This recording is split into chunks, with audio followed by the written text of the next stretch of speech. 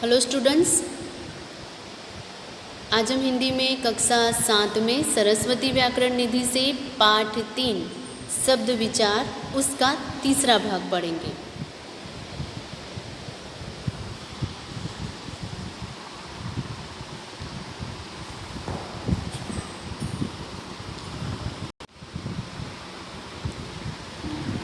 बच्चों, last video में हमने शब्दों का वर्गीकरण में स्रोत और उत्पत्ति के आधार पर शब्दभेद और रचना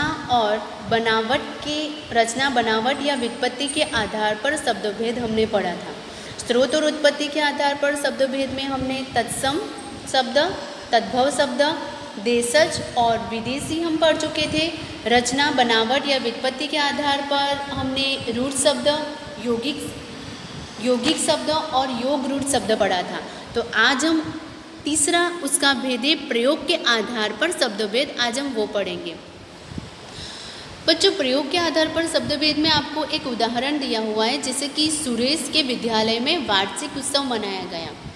अब वार्षिक उत्सव में कुछ अध्यापकों ने रंगारंग कार्यक्रम तैयार किया, कुछ ने विद्यालय की साज सज्जा का कार्य संभाला, कुछ अध्यापकों ने अतिथिगण का स्वागत कार्य संभाला और कुछ अध्यापकों ने चाय पानी का प्रबंध किया। अब इस प्रकार वार्षिक उत्सव सफलतापूर्वक संपन्न हुआ। तो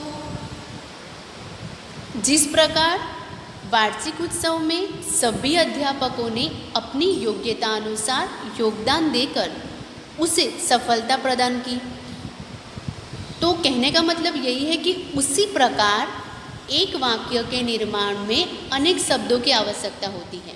यानी कि उसी प्रकार अगर हम जब वाक्य का निर्माण करते हैं तो उसके अंदर अनेक शब्दों की आवश्यकता होती है और प्रत्येक शब्द का वाक्य में एक निजी महत्व होता है, यानी कि उसका एक अपना महत्व होता है।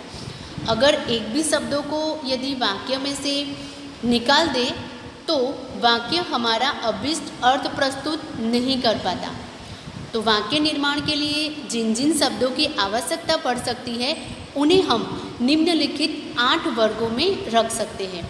तो वो 8 वर्ग कौन कौन से हैं? संज्ञा, सर्वनाम, विशेषण, क्रिया, क्रिया विशेषण, संबंध बोधक, समुच्चय बोधक और विस्मय आदि बोधक।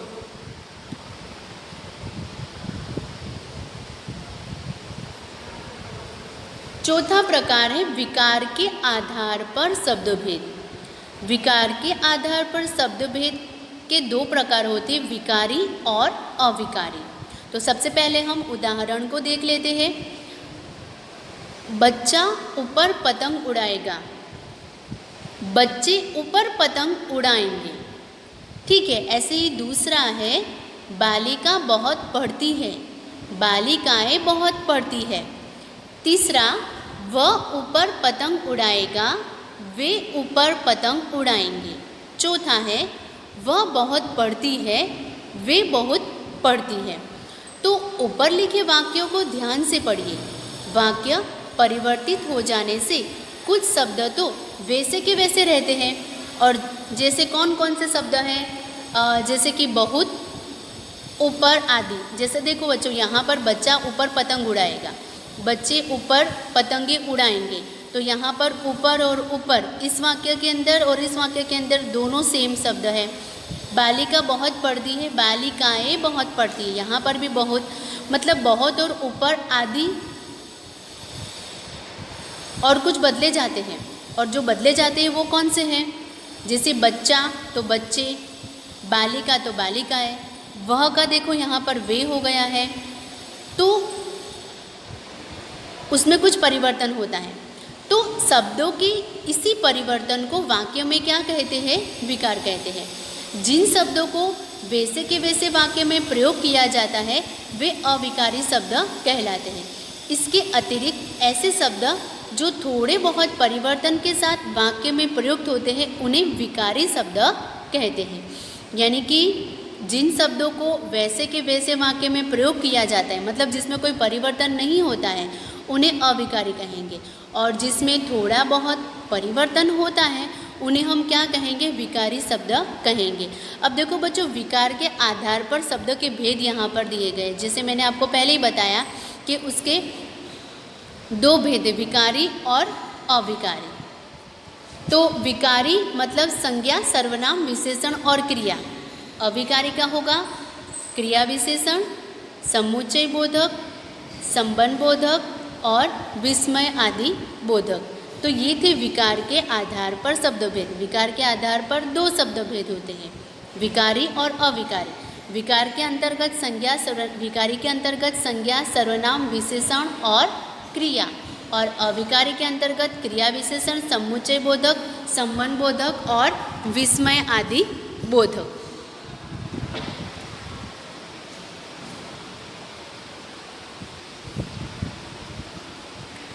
पांचवा प्रकार है अर्थ के आधार पर शब्दभेद।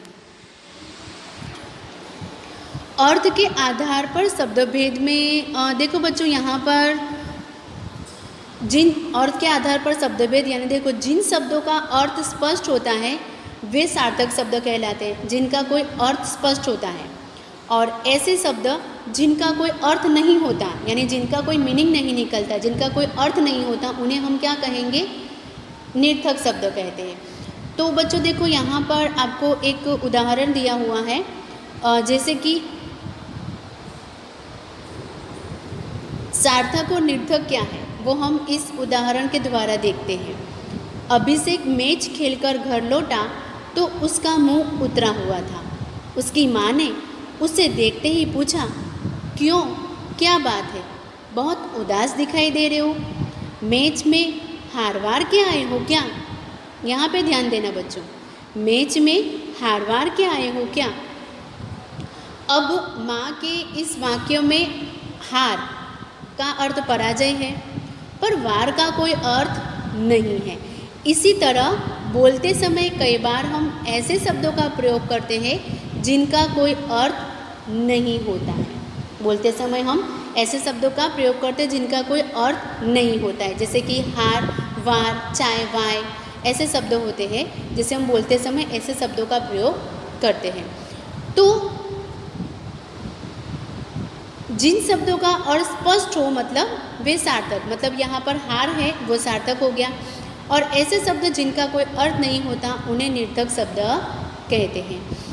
तो बच्चों, अर्थ के आधार पर शब्द के दो भेद होते हैं। सबसे पहला है सार्थक और दूसरा है निर्थक। अब सार्थक और निर्थक तो समझ में आ गया कि किसे कहते हैं। अब सार्थक के दो प्रकार होते हैं, एकार्थी शब्द और अनेकार्थी शब्द। तो आइए हम देखते हैं एकार्थी और अनेकार्थी किसे कहते हैं।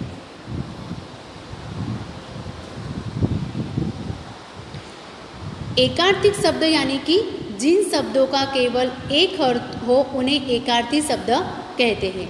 अनेकार्थिक शब्द यानी कुछ शब्द ऐसे होते हैं जिनका प्रयोग एक से अधिक अर्थों में होता है, ऐसे शब्दों को अनेकार्थिक शब्द कहते हैं। मतलब कुछ शब्द ऐसे होते हैं जिनका प्रयोग एक से अधिक अर्थों में होता है और एकार्थी का केवल एक अर्थ होता है।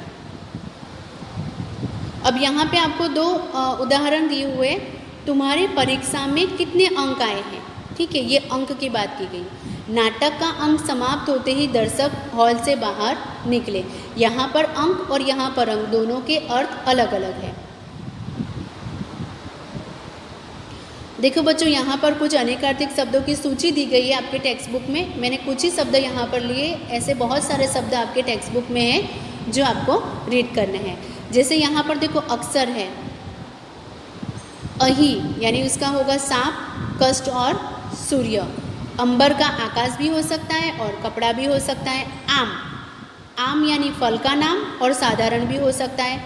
आदर्श यानी नमूना, उदाहरण, योग्य और शीशा, ये इसके अलग अलग अर्थ है, तो उसको हम क्या बोलेंगे, अनेकार्थिक शब्द बोलेंगे। कल, मशीन, चैन, बीता हुआ या आने वाला कल। काल का होगा मृत्यु, समय या यमराज।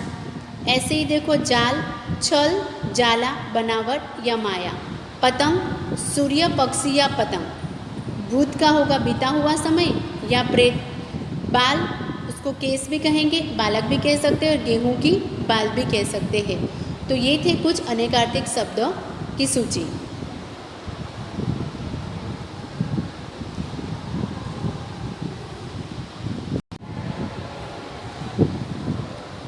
तो बच्चों आज हम यहाँ तक ही देखेंगे। इस पाठ का